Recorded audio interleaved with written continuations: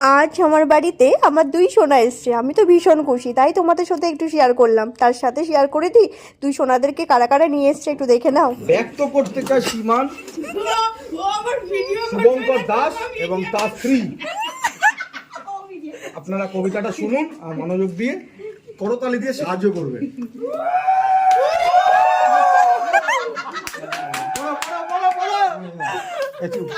বলেছে, মা আমি তোমার ঘরের বাইরে অপেক্ষা করছি, তুমি কি আমার ঘরে তুলবে না?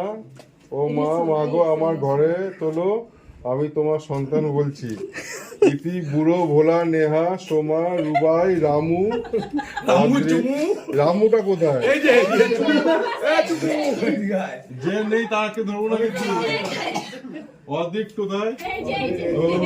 ও বাবা, জুনিয়র বলা। আমরা কোনো কিছু আবদার করছি না, আমাদের ইচ্ছে তোমার সবাই ভালো থাকো, আর কিছু আবদার নেই আমাদের, তোমার সবাই ভালো থাকো।